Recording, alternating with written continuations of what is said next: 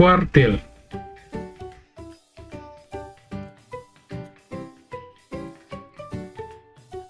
Like dan share serta subscribe untuk menantikan video pembelajaran selanjutnya.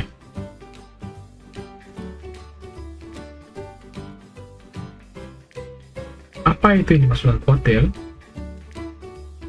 Kuartil adalah pembagi banyak data menjadi 4 bagian sama banyak.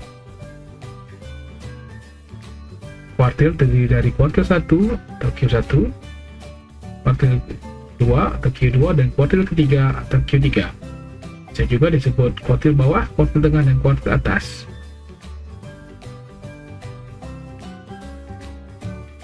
Seperti ilustrasi berikut, ada sekelompok data, maka kelompok data ini dibagi menjadi 4 bagian. Dan pembaginya ada 3 buah, yaitu Q1 atau kuartil bawah, Q2 kuartil tengah, dan Q3 atau kuartil atas. Jadi datanya dibagi menjadi seperempat data, seperempat data, seperempat data, dan seperempat data. 25% data, 25% data, 25% data, dan 25% data. Seperti jumlahnya ya. Nah, misalnya ada sekelompok data dari D1, D2, D3, D4 sampai ke D15. D ini menyatakan data yang ke. Jadi di sini ada 15 data, data 1 sampai ke data 15. Maka ini dinamakan kuartil 1 atau Q1 adalah data yang keempatnya. Data yang Q2 atau kuartil tengahnya adalah data yang ke-8, dan ke Q3 atau kuartil atasnya adalah data yang ke-12. Jadi pertama-tama datanya dibagi dua dulu, jadi 7 data di kiri dan 7 data di kanan. Maka di tengah-tengahnya adalah data yang ke-8, itu merupakan pembaginya, membagi datanya menjadi dua, yaitu data yang ke-8. Dan untuk menjadi Q1, maka ada 7 data yang di kiri tadi dibagi dua lagi, maka tengah-tengahnya adalah Q1 atau di data yang keempat. Itu pula untuk menjadi Q3 atau kuartil atas, maka 7 data yang di kanan dibagi dua lagi, maka tengah-tengahnya yaitu data yang ke-12 merupakan kuartil atasnya.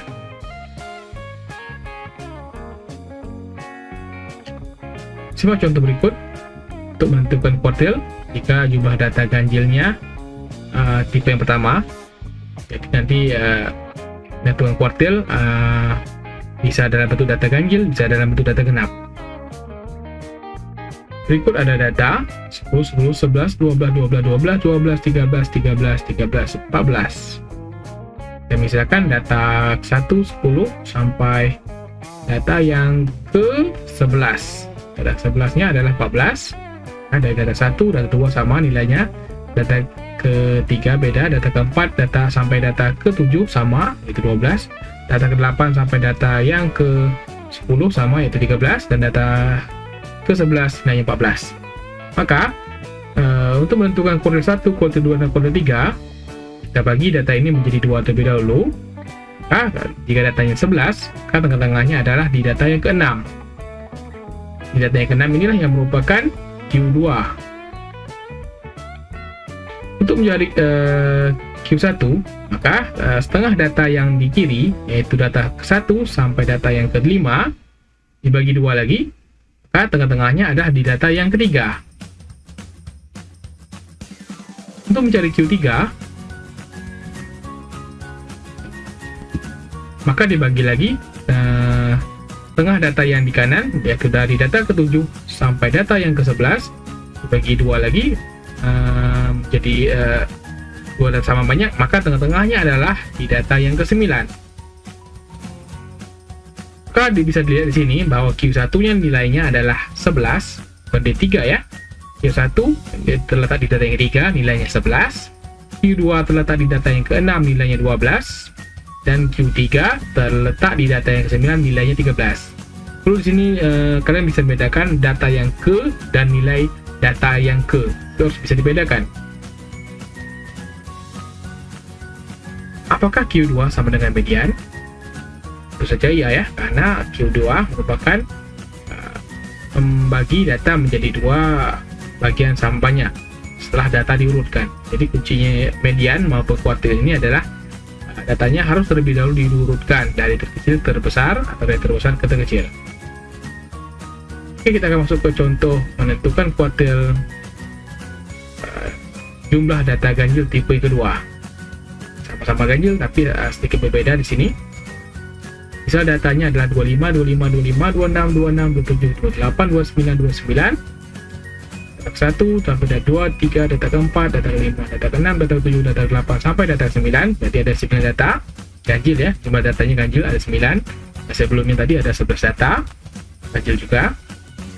Oke, kita akan mencari kuartil 1, kuartil 2, dan kuartil 3-nya. Maka kita bagi data ini menjadi 2 terlebih dahulu untuk mencari Q2-nya. Jadi ada 9 data, maka letak tengah-tengahnya adalah di data yang ke-5 atau D5. Setelah letak Q2-nya. Untuk mencari Q1, maka dicari dari data ke-1 sampai data yang ke-4. Maka tengah-tengahnya adalah di data yang ke-2 dan ke-3. Di situ letak Q1-nya. Sedangkan untuk mencari Q3, cari dari data yang ke-6 sampai data yang ke-9. Bukan dari data ke-5 sampai ke-9 ya, tapi ingat dari data ke-6 sampai data ke-9.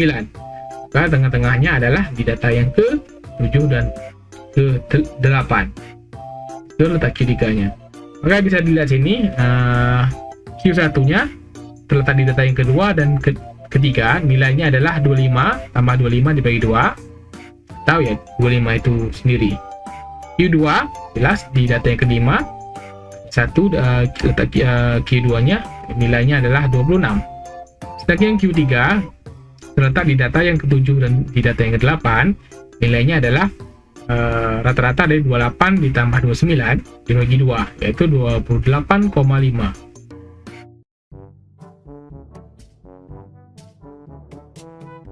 Sekarang kita akan menentukan kuartil jumlah data genap tipe pertama.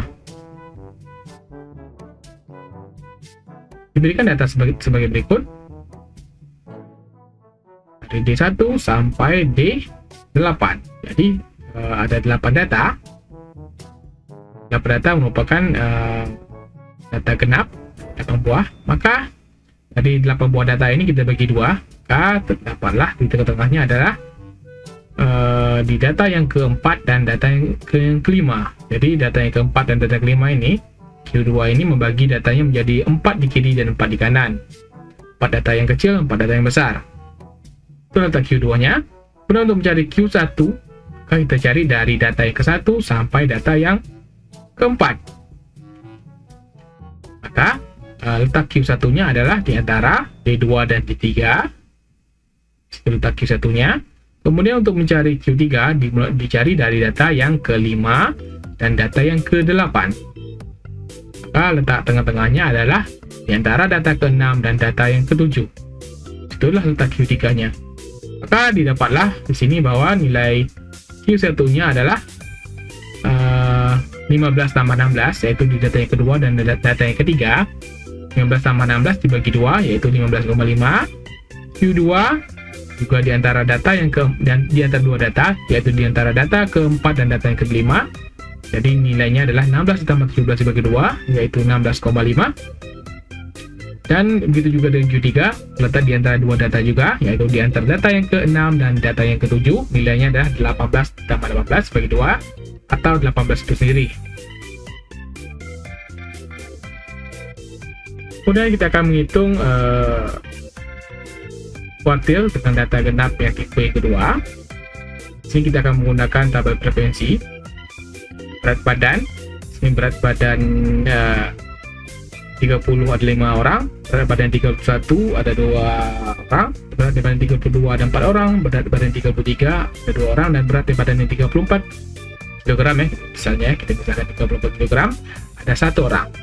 Maka total semua datanya adalah 14. Dari data ke-1 sampai data ke-14 ada 14 data. Bisa dilihat sini, data yang ke-1 dan sampai data yang ke-5 letaknya adalah di berat badan 30. Sedangkan berat badan yang 31 itu terdapat data yang ke-6 sampai data yang ke-7 ya. Cuma hanya ada 2 buah data. Jumlahnya ada data ke-6 dan data ke-7 saja. Sedangkan di data yang ke-8 dan data yang ke-11 di berat badan 32. berat badan 33 berisi data dua buah data saja, yaitu data ke-9, data ke-12 dan data yang ke-13. Sedangkan berat badan yang 34 atau data yang ke-34 hanya terdapat satu buah data, yaitu data yang ke-14.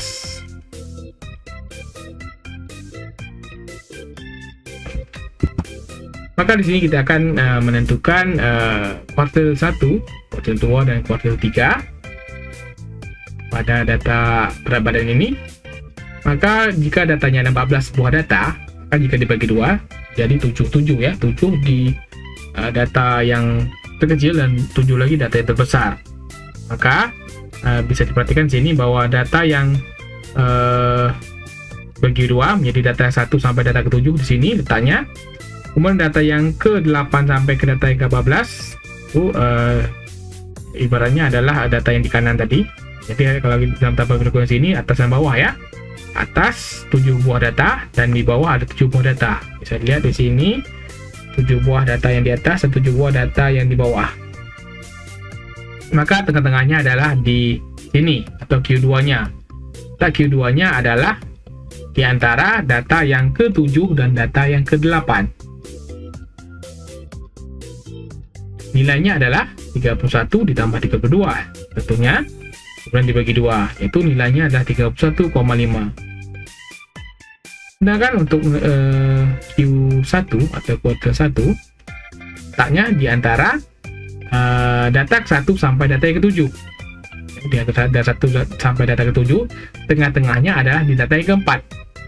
Maka di data yang ke-4 itu ada di antara data ke-1 sampai data yang ke-5, yaitu di berat badan 30. Ya, data ke-4 di sini letaknya tengah-tengah sini. Data ke-4, maka nilai data ke-4 itu adalah 30. Itu merupakan Q1-nya. Sedangkan untuk Q3, 7 data yang di bawah dibagi 2 lagi menjadi 7 menjadi 33, maka tengah-tengahnya adalah sini di data yang ke-11. Maka Q3-nya adalah di data yang ke-11, nilainya adalah 32. Kita boleh juga hitung dari belakang.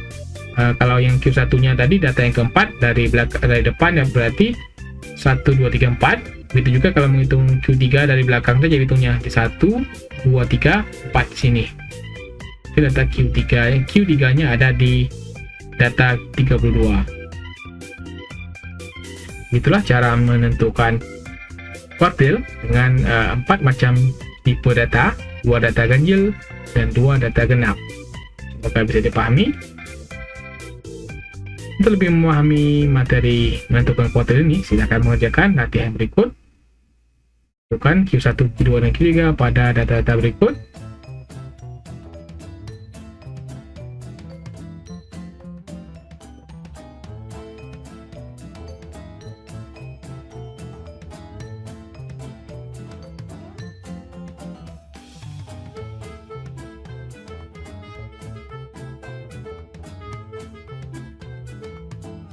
Dua soal, satu soal latihan data yang acak, kemudian latihan kedua adalah soal latihan tabel frekuensi dan tentukan kuartil di data dalam tabel frekuensi dan diagram batang. Semoga bisa menikmati latihannya. Berikut rumus menentukan kuartil. Terdapat rumus untuk menentukan kuartil secara cepat. Di sini tidak perlu menghitung manual, tapi sensei sarankan kalian tetap memahami cara menghitung atau menentukan kuartil secara manual atau secara konsep, karena tidak ada gunanya menggunakan rumus tapi tidak paham konsep menentukan kuartil secara manual. Rumus ini hanya digunakan untuk mempercepat penghitungan jika hafal, tapi jika tidak hafal maka kembali lagi cara manual. Berikut rumus untuk menghitung nilai kuartil. Banyak data ganjil dan datanya itu ditambah 1 habis dibagi 4, maka rumusnya yang ini, Q1-nya ini, Q2-nya ini, Q3-nya ini. Sedangkan jika banyak datanya ganjil dan N tambah 1-nya tidak habis dibagi 4, misalnya adalah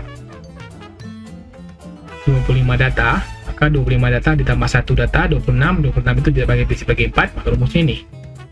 Sedangkan rumus ini untuk menghitung data ganjil yang ditambah 1 habis bagi 4. Misalnya 23 data ditambah 1 maksudnya 24 habis bagi 4, maka gunakan rumus ini. Itu juga dengan rumus yang berikut ini untuk data genap.